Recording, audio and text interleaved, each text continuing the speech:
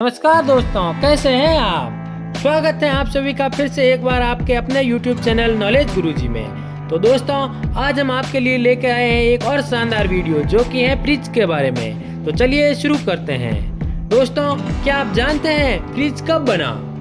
सबसे पहले फ्रिज को किसने बनाया और यह मार्केट में कब से चल रहा है? तो आज हम बात करेंगे फ्रिज के ऐसे कुछ तथ्यों के बारे में। तो दोस्तों, रेफ्रिजरेटर के आविष्कार का पता 18वीं सदी की शुरुआत में लगाया जा सकता है, जब भोजन को संरक्षित करने के तरीके खोजने के लिए प्रयोग किए गए थे।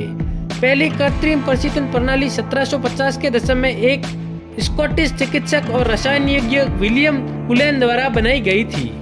दोस्तों, 1834 में जब जैकब पार्किंस नाम के एक अमेरिकी आविष्कारक ने ईथर के एक बंद चक्र का उपयोग करके पहली व्यवहारिक प्रशीतन प्रणाली बनाई।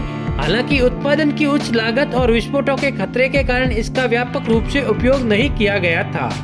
उसके बाद 1870 के दशक में चार्ल्स टेलर नामक के एक फ्रांसीसी इंजीनियर ने पहला व्यवहारिक प्रशीतन कंप्रेसर विकसित किया, जो प्रशीतक के रूप में अमोनिया का उपयोग करता था।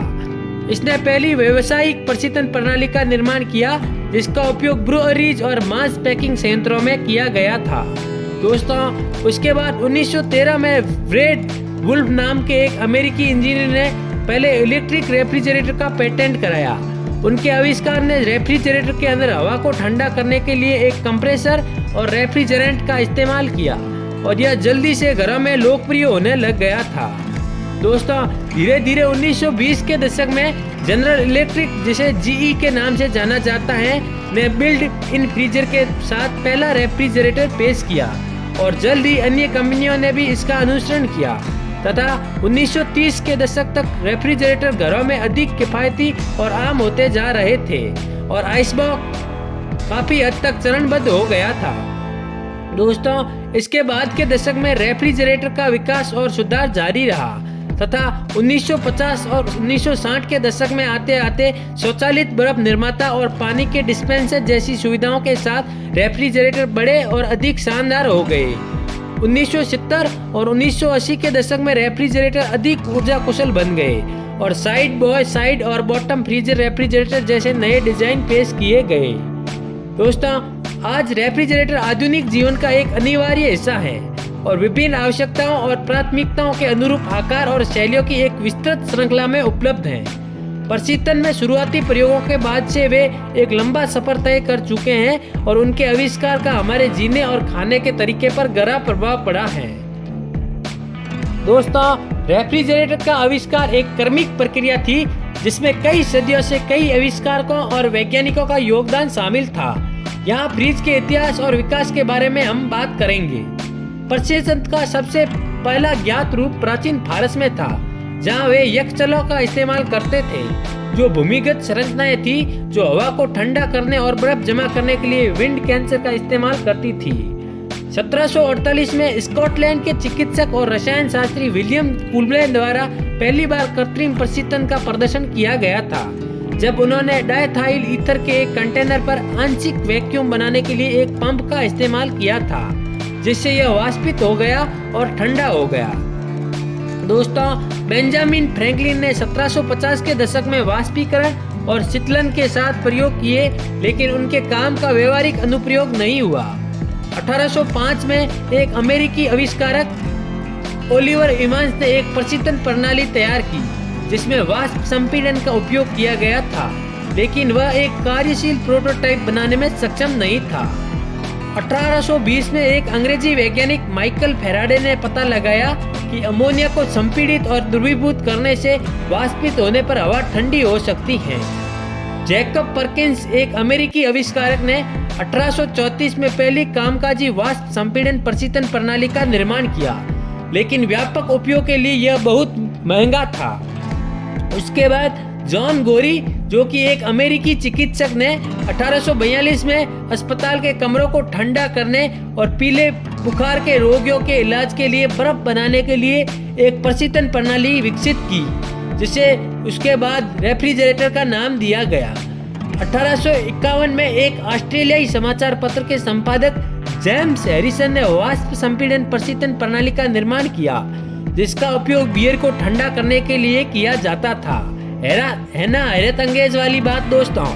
1860 के दशक में पहली बार बर्फ बनाने वाली मशीन विकसित की गई थी, जो एक तार के माध्यम से अमोनिया को परिचालित करके और इसे वाष्पित करने की अनुमति देकर बर्फ का उत्पादन करती थी।